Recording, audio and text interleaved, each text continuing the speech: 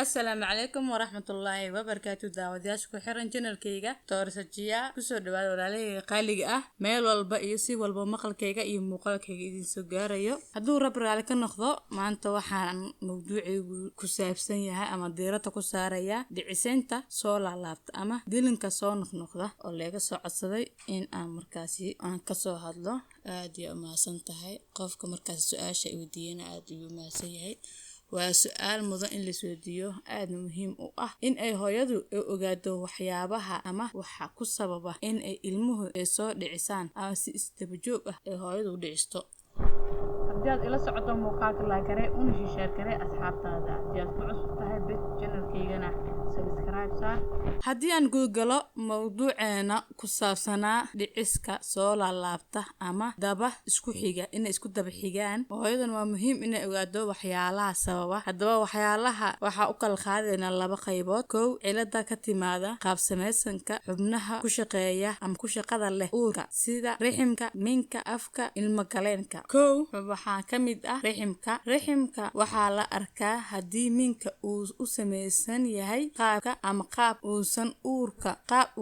ku ceshan karin boqolkiiba 15 ilmaha waa ay soo dhacayaan ciladahaasna waxaa ka mid ah in uu minka uu leeyahay xoog kala qaybiya ama cilad murqaha ah ee minka tani waa mid lagu ogaan karo baaritaano kombiyuutar in ay ciladaasi ay halkaasi ka jirto in kale labo waxaa ka mid ah afka ilmo galeenka haddii ay jirto dabacsanaan afka ilmo galeenka waxay keentaa in uurku jiifta uu soo dhaco ama uu soo daato markii uu soo cuslaado uurka haddii uu soo cuslaado uurka ma ceshan karaan afka minkaleenka because waa ay jilcan yihiin murqaha ayaa markaasi jilcan wuxuuna dilankani badanaa dhacaa markii ilmuhu ay ka gudbaan 3 bilood ee hore waxaa lagu ogaan karaa wiisatada dabacsanaanta afka minka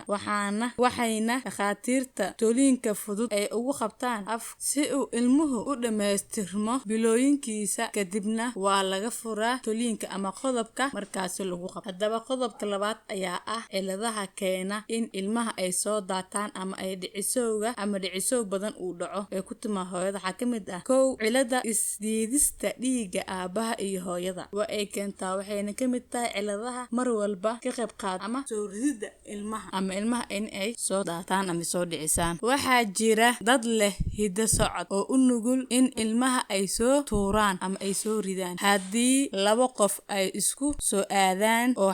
xambaarsan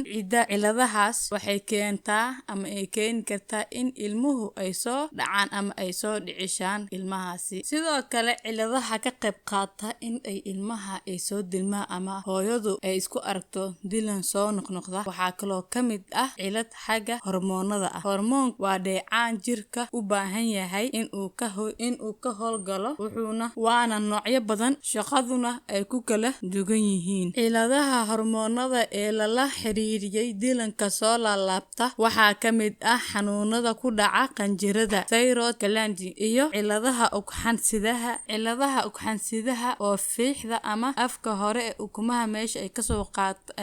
kasoo baxaan ama laga soo qaado cudurada markaas ku dhaca hormoonada uurka ilaaliya iyo kuwa ka hortagaba aysan isu dheelitirnayn sidoo kale in ay ilmaha hooyada mar walba ay soo dhicisto waxaa ka qayb qaata cilada difaaca jirka waxaa jira cilado keeni karta in jirka hooyadu uusan dulqaad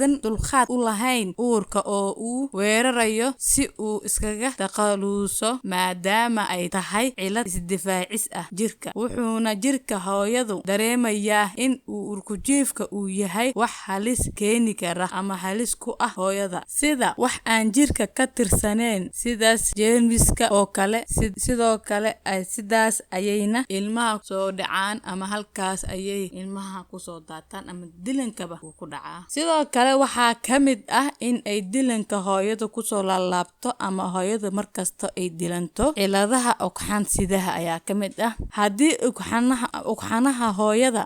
ugxamaha hooyadu ay yar yihiin waxay badinayaan halista dilanka kulama da'du ay hooyadu ay kororto kulama halistu dhiciska ay bato ayaa kamid ah. Sidoo kale waxaa kamid ah dhiciseynta ama ilma haleynka. Ilmaha ay soo halaabaan hooyada mararka qaar mas'uul ayay ka tahay, waayo cilado ayay isugu keeni kartaa nafsad ahaanteeda. Haddii hooyadu ay isticmaasho wax halis ku noqon kara uurka sida sigaarka iyo daawooyin aan laga fiirsanin, ama hooyadu aysan ogeyn in ay dhib u keeni karaan haddii la isticmaalo, waxayna keeni kartaa dilan joogto ah. Sidoo kale waxaa kamid ah ilmaha mar walba in ay soo halaabaan ama ay hooyadu soo dhicisto caabuqa hooyada ku dhaca. Waad ku mahadsan tahay daawashada muuqaalkani. Fadlan muuqaalka la garay una sheekare asxaabtaada. La soco maqaalkeena labaad oo ka hadlaya hooyadu hadday caabuqyada hooyada ku dhaca una keeni kara dilanka soo laabta ama dhiciseynta. Insha Allah muuqaalkana la garay una sheekare asxaabtaada.